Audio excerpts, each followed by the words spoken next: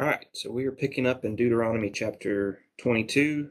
Moses is giving the second telling of the law to this new generation who's been primarily raised as they've been wandering in the wilderness. So we're going to start with just various aspects of the law. They may seem unrelated, but there's kind of themes throughout the different sections. So the first section will be verses 1 through 4. Thou shalt not see thy brother's ox or his sheep go astray, and hide thyself from them. Thou shalt in any case bring them again unto thy neighbor. Since moving down to South Georgia, the reality of animals escaping their fences and containment is much more acutely understood. I know that my deacon has had to get calls from the sheriff at 3 o'clock in the morning. Your cows are in the road, and so going out and dealing with them is a matter of course. And so you can imagine back then when there's much less fencing or much less strong fencing, if you saw your brother, and so that term brother generally was understood in the Old Testament to mean fellow Jew, fellow citizen of this nation of Israel, as opposed to a stranger or foreigner or pilgrim or alien. All those other terms for non-Jews who would happen to be in Israel. Now, they haven't gone into Israel yet, so this is future tense. If you see your brother's ox or sheep, all right, so this is broadening language. Doesn't matter if you see his ox or his sheep, whatever the animal is. The principle here is if you see your brother's animal, you know it's his, and it's starting to wander off, you can't turn and ignore it. You go and you bring it again unto thy brother. So what we have is an affirmative duty to render aid. There is no corresponding duty in our culture today. When you talk about the Good Samaritan law, that's not a duty to render aid. That is a liability protection, so people don't sue you if you voluntarily render aid. Now there's one exception. If you're in a car accident, you have to render aid, or a boating accident, to the other person who's hurt. Now, part of the reason for that is that you're involved in the cause of the injury. And so fleeing the scene or leaving the scene, you can get some additional charges on that for failure to render aid. But in general, we don't have a duty to help anybody. Here, that was not the case. This was an affirmative obligation that God was putting on them. If you see your brother's stuff wandering away, you not only stop it, and not just wait for him, but you go and you take it home. Now, if he doesn't live close to you, or you don't know whose it is, then you're going to bring it unto your own house, and it shall be with thee until thy brother seek after it, and thou shalt restore it unto him again. So, say you've got a big pasture, and there's some donkeys that wander up, and they're not your donkeys. You don't know who they belong to. You don't recognize any kind of markings on them. Your duty then is to bring them back with yours, care for them, feed them, until somebody comes looking for them, and then when they come, you have to turn it over again. This is not nanny boo-boo, finders keepers. And this actually is mirrored under our common law that a finder of lost property has the highest claim to it against all the world except the rightful owner. So when the rightful owner comes calling, you have to turn it over again. So again, this is an affirmative duty. You can't just let it wander off and die of exposure. You carry it back to your house, your corral, whatever. You feed it, you care for it until the brother comes, and then you're going to turn it over to him. He says, and again, this is a broadening category. In like manner, you should do with his ass, so shalt thou do with his raiment, and with all lost thing of thy brothers which he hath lost, and thou hast found, thou shalt do likewise. Thou mayest not hide thyself. So if it's whatever animal it is wandering off,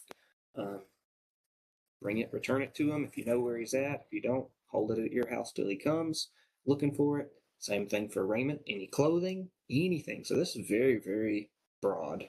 Duty to return lost items to their owner when it's known, or hold it until they come searching for it.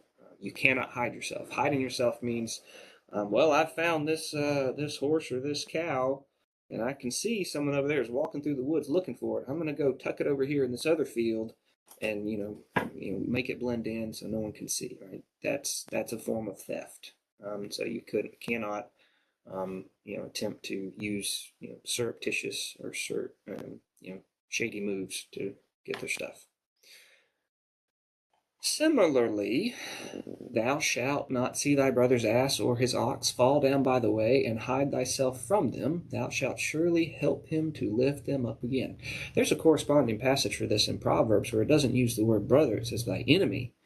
So your enemy, the guy who's just a jerk to you in town, causing you all manner of trouble, he's sued you, he's, insert whatever, annoying consternation here. You see him, he's overloaded his donkey or his ass, and it's falling down on the road and it's being crushed by its load. And you can't walk by and go, serves him right, you jerk. Nope.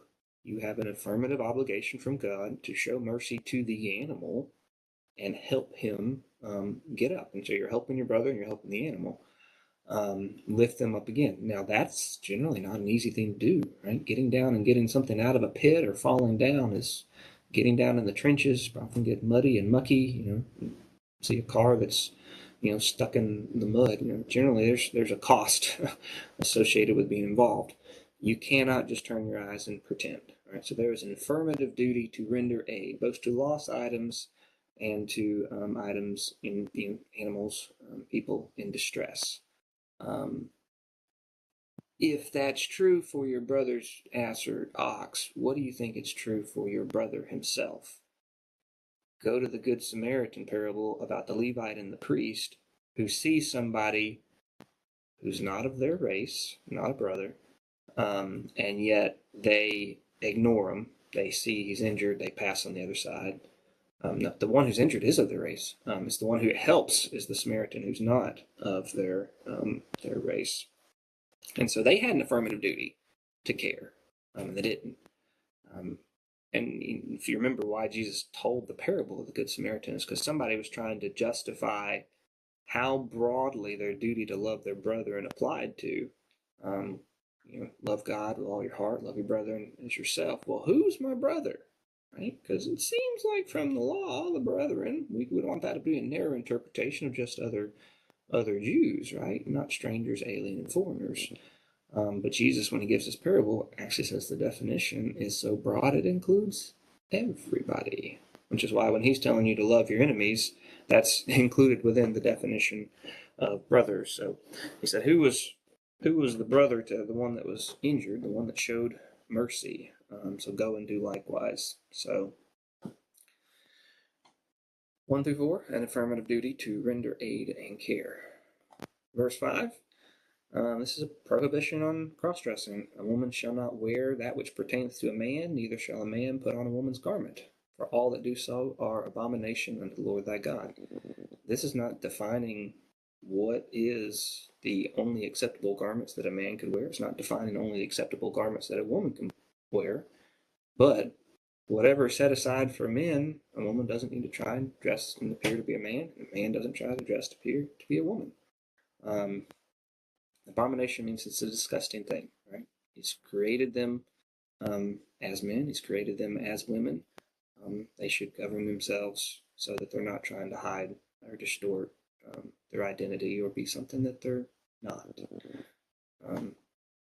Again, this is not a mandate that, women can only wear dresses. If that were the case, well, back then, men wore long robes and we'd have to follow that. That's the idea is, are you attempting to dress as if something you're not? And we can see the confusion that happens with that today. All right. Verse 6 and 7, this is about conservation. Using your resources wisely, not taking more than you need.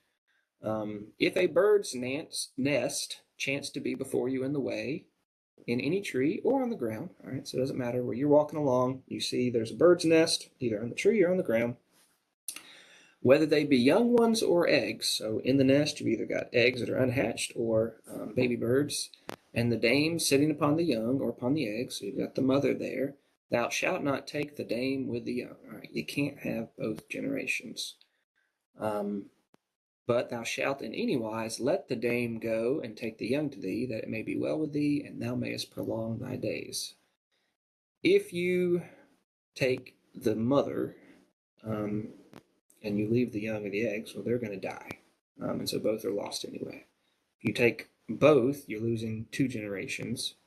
But if you just take the young, the babies, or the eggs, then the mother can go. She's an adult, she'll survive, and she can breed again. So God's laying out here, they using your resources and not going beyond, so that there's still continues to be these resources, for the next breeding cycles and generations. So it's thinking beyond just the moment. All right. Verse 8, when thou buildest a new house. All right, we're dealing with construction code. Not grandfathered houses. Right? You didn't just buy the house, but you're building a new house.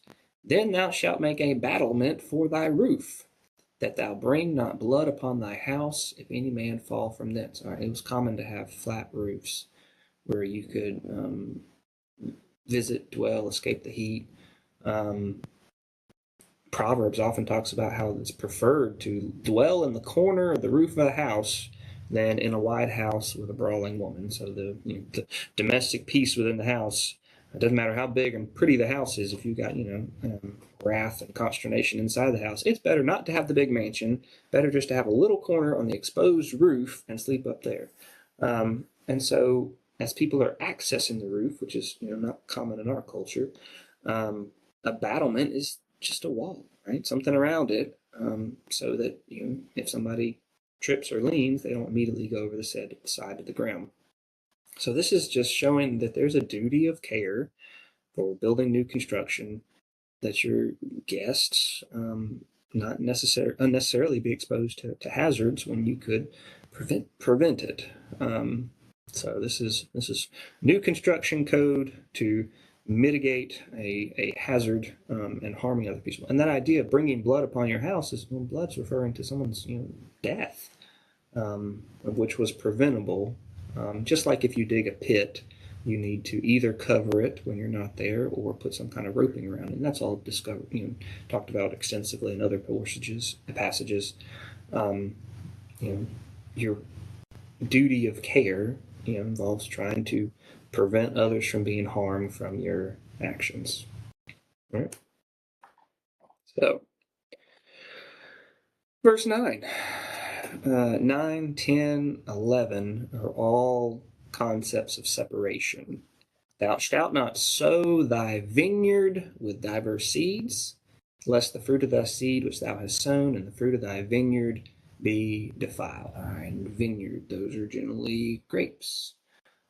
So if you've got multiple varieties, colors, strands of grapes, it's saying just use one. Don't just intermingle them, because it says that they will be defiled, that which is produced down the road. Now, from a practical perspective, we're probably not talking defiling as it will make you sick, but God has given a pattern to the Israelites with clean and unclean animals, and really this idea that they are a separate, that they are, apart from the rest of the Gentiles, they're separate and holy people. And so this pattern of separation is found throughout these instructions. So don't intermingle your seeds. Elsewhere, there's talked about not mingling your seeds in your field, so not just a vineyard. So not sowing barley and wheat, just higgledy-piggledy. Part of that's practical. You've got different seeds that need to be produced different ways, and if you go and thresh one and the other has to be processed a different way, you're going to have a net negative in your result. But he's telling you keep things separate. Thou shalt not plow with an ox and an ass together. Right? You got 2 different size animals, 2 different strengths, 2 different yokes or whatever. Keep them separate. Thou shalt not wear a garment of diverse sorts, as of woolen and linen together. Right? So wool, that which is made from sheep, hair that's been spun together, linen, that which is made from like flax, gone through a process, and so you have these two things, they didn't need to be intermingled. It was not that you couldn't wear wool, not that you couldn't wear linen, you just couldn't wear them at the same time, mixed together into a single garment. All of these ideas of separation really come down when you get to the New Testament, and when you realize that Jesus has made a peace between the Jew and Gentile. That wall of separation that used to exist, he has removed it, and made of two one new people. But anyway, these are all types that are pointing to that, and from a practical perspective, I mean, there's practical reasons of why these things work better too. But I think mostly what we're dealing here is showing this pattern of separation, so they can discern what they're doing versus the other cultures.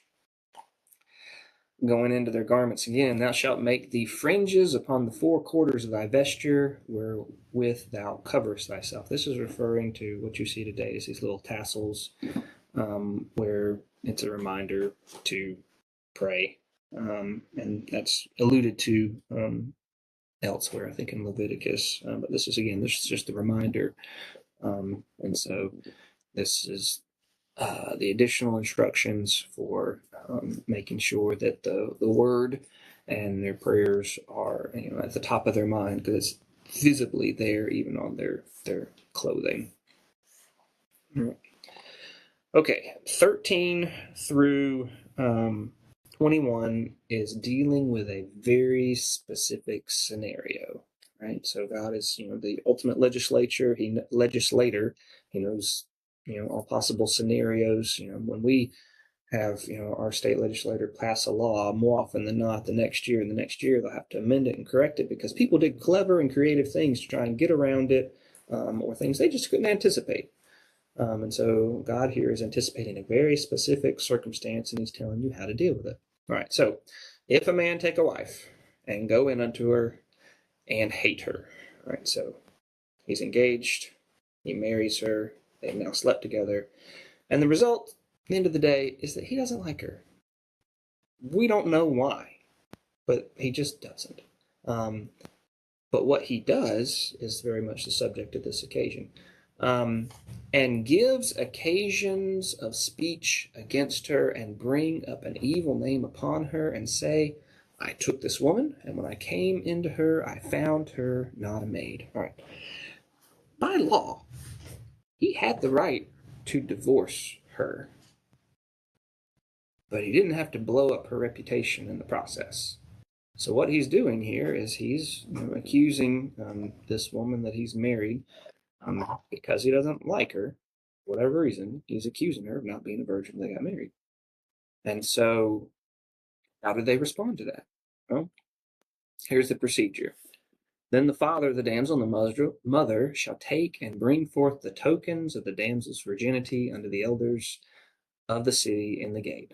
Right? So, the sheet in which, they first came together on their marriage, that would be reserved and held as a proof that when they slept together, there'd be blood on it, and that would be to her protection against some just charge. So the damsel's father would then say to the elders, I gave my daughter unto this man to wife, and he hateth her.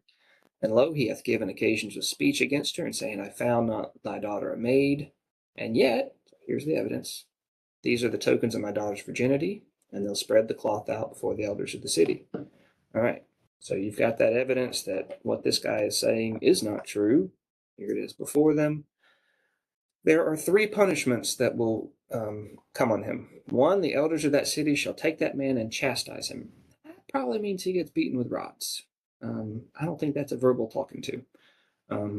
There was a limit on how many rod strikes you could get, and that was up to 40. But in addition, they shall immerse him. That's a fun word. That means fine him. And 100 shekels of silver. That's a lot of money. A lot of money. This is a big fine. And give them unto the father of the damsel, because he hath brought up an evil name upon the virgin of Israel. Right? So, a lot of this is a deterrent effect. If you go through with this and you slander your new wife's name by accusing her of not being a virgin, you can't unring that bell. So not only are you going to be chastised, I think beaten, and you have to pay a fine of 100 shekels of silver, big fine. They go to the father because of the reputational damage that you've done, and you will no longer ever be able to divorce her.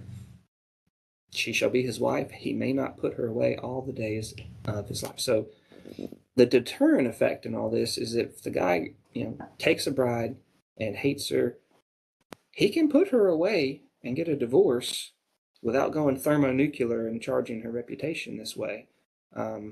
Because if it can't be proved that he's, correct, then it's going to be you've slandered her reputation and now you're stuck with it for the rest of your life.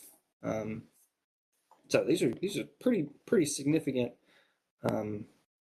deterrent against him bringing a false charge against her, just because for whatever reason he doesn't like her, to insult or challenge, or not challenge, but try and damage her reputation. Now the flip side is he may be telling the truth. Well, if the thing is true, then the tokens of virginity be not found for the damsel, right? Then when they came together, that sheep would not reflect the same, and so you wouldn't be able to prove that. Which, if it's true, then the damsel has committed a capital crime, right? Fornication, sex outside of marriage, was not permissible, and so she would be put to death. That would be a capital offense. Now, if we knew who the guy was, he could be put to death too. But here in this scenario, he's not around. We're not taking him in the act. We just know that she's been married, and has not been a virgin before she was married. So they bring out the damsel to the door of her father's house. The men of her city shall stone her with stones that she die, because she hath wrought folly in Israel to play the whore in her father's house. So shalt thou put evil away from among you. All right, so that's that one scenario. There's a different scenario that's going to be anticipated, and that's of adultery.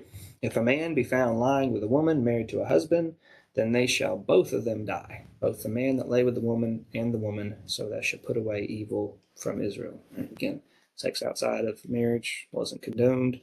If you're sleeping with a married woman, there is no justification for this. There's no excuse. There's no blame that falls on just the woman or just the man. It's both. You got to get a little bit more specific if you've got someone who is engaged. There's some investigation that has to go on. So if a damsel that is a virgin be betrothed, engaged to a husband, and a man find her in the city and lie with her, then you shall bring them both out of the gate of the city, and you shall stone them with stones that they die. The damsel, because she cried not out, being in the city, and the man, because he hath humbled his neighbor's wife, so thou shalt put away evil from among you. Right. So for the man that slept with her, engaged, he's got a death penalty already. The woman in a city and didn't cry out, the implication is that this was consensual. If it was rape, then she would cry out, and then there'd be an affirmative duty of the men in that city to go and render aid and to stop it. And so if you're coming upon that and she's crying out for help, nothing will be done to her. But because you're in a city, you've got a location with other people around, and she was quiet, then what's deemed there is that this was a consensual act, even though she was engaged to someone else. Now, you take the location and you put it out in the field. If a man find a betrothed damsel in the field, and the man force her and lie with her, then the man only that lay with her shall die. But unto the damsel thou shalt do nothing. There is in the damsel no sin worthy of death. For as a man riseth against his neighbor and slayeth him, so is this matter. So she did not have a way to escape. Right out in the field, there's no one there to rescue her. And so whether she cried out or not, there wasn't anything she could do. And so this is not a scenario where she would be punished at all. The guy who raped her definitely dies. And so this illustration of here that man rises against his neighbor and slayeth him, even so is this matter. The raper is intentionally acting as a murderer. Her, the act occurred, but it wasn't her fault. She wasn't seeking it, and she couldn't escape it. So this is not, definitely not one where she should be punished. All right. 4, he found her in the field, and she cried, and there was none to save her. All right. So you've got kind of these tiers of, all right, you've got married woman, both die. Engaged, you've got to figure out if it was consensual or not. And if it was consensual, then they both die. And if it was rape, then only the perpetrator would die.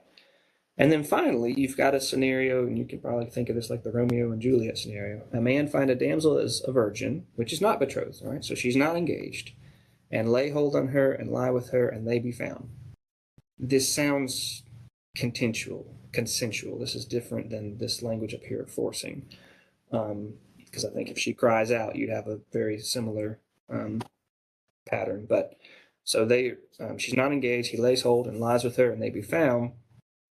Then that man that lie with her shall give the damsel's father 50 shekels of silver, so he has to pay, and she shall be his wife, because he hath humbled her. He may not put her away all the days of his life. So again, the general rules of divorce are pretty broad, but this guy who slept with a virgin before she was married to him loses the right to ever put her away, because he's wrongfully humbled her in this sense, and he has to pay a fine to the father. So married, engaged, not engaged. And so here the punishment is not that they die. You're not breaking someone's marriage vows or engagement vows, but they have to stay together for the rest of their life. And then finally, the last passage deals with a man shall not take his father's wife, nor discover his father's skirt.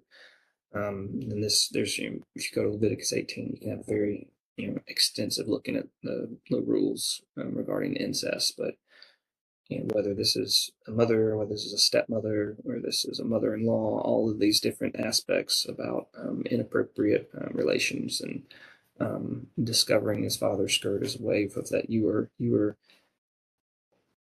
by having sex with this person, it is like you are bringing shame on your father, and revealing his nakedness is the language there.